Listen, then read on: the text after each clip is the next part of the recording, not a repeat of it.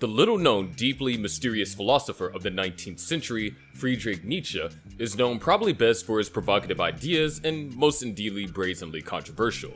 Philosophy has gained the closest scrutiny and debate in challenges that take conventional wisdom to prompt a radical revaluation of our beliefs and values, and generally how one finds their way through the labyrinth of existence. In essence, Nietzsche's philosophy argues that people must find nobody to follow, but instead learn to trust themselves. This video explores Nietzsche's notion of the call to autonomy, rejecting the herd mentality to create a simple, authentic self. Nietzsche's call to authenticity philosophy is distinctively the call to arms that seeks people to be authentic in a sea of sameness and monotony within today's world that is complete with conformity and influences from every single angle. He famously declared, "Become who you are." These words open themselves to a deep invitation on the thread of journey of self-discovery, free from societal expectancy and suffocating norms of the masses. Nietzsche believes every human being has the potential to be different and rather exceptional, but gets hindered by the tendency to conform to age-old norms and authorities. One of the central ideas of Nietzsche is that of Übermensch, often translated as the Superman or overhuman.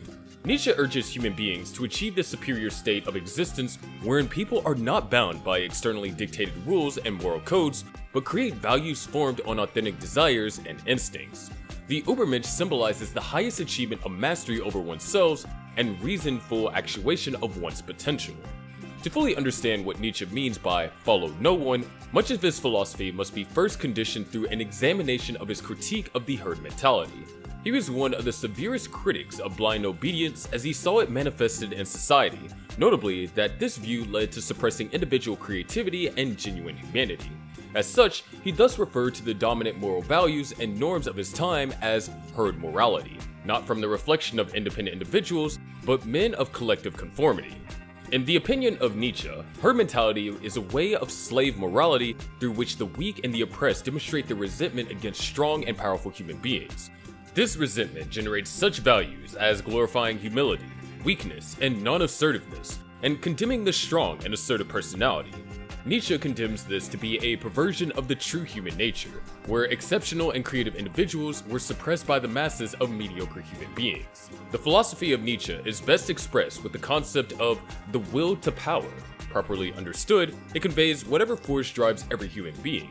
It is necessarily dynamic, having to do with the urge for self-assertion, the attainment of set goals, and victory over hurdles. In his wisdom, Nietzsche held that will to power as a form of expression was natural and healthy in human life, and every individual should be allowed to embrace it wholeheartedly.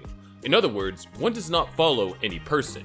He means that one frees oneself from outside influence that will smother the will to power, including societal norms, religious dogma, and conventional morality.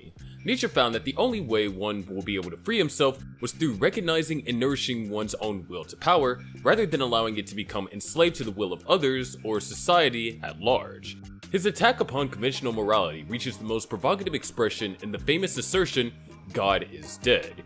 In effect, he believed that the old religious and moral props on which the Western society built itself were no longer feasible or meaningful.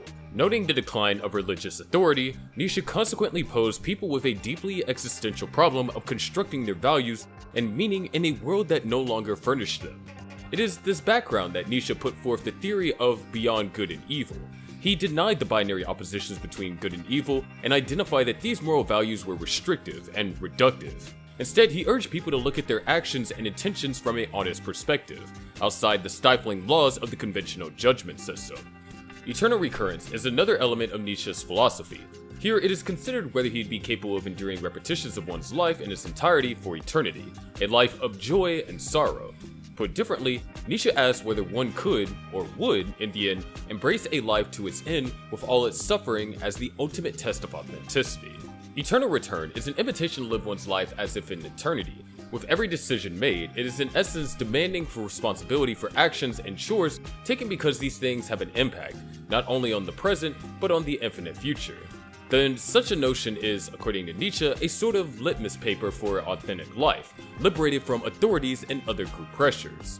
One important part of Nietzsche's philosophy was the concept of Selbstüberwindung, the self upon and over the self. He wanted people to have the feeling that they must come out of their present state and realize higher versions of what they really are. Self-overcoming is standing in front of weakness, prejudices, and the limitations of humanity, willing to correct them through self-awareness and becoming a better person. To him, this was a way of betraying oneself, since due to a flawed idea, one can become something that one wouldn't potentially have been. Ergben, with the call to follow no one in Nietzsche, gives support for individualism and creativity. He held a belief that by moving against the tides, people thinking for themselves would result in real greatness and innovations. If this is to happen, individuals have to be ready and be able to break out of conventional wisdom that holds them back and fight the status quo.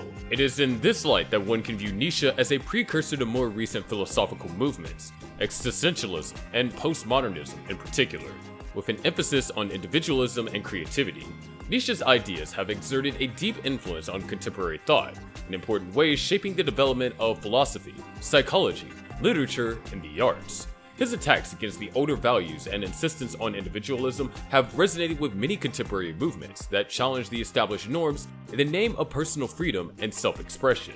The Übermensch inspired streams of discourse about human potential and what greatness really is. Eternal Recurrence goes on to spur existential reflections regarding time and life's meaning.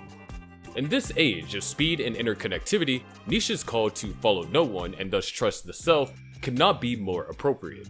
The pressures of social life, professional life, and cultures as such to be what one ought to be can be sometimes overwhelming. Nietzsche's philosophy offers one powerful antidote to these very forces of pressure by encouraging individuals to nurture their values and seek their unique path.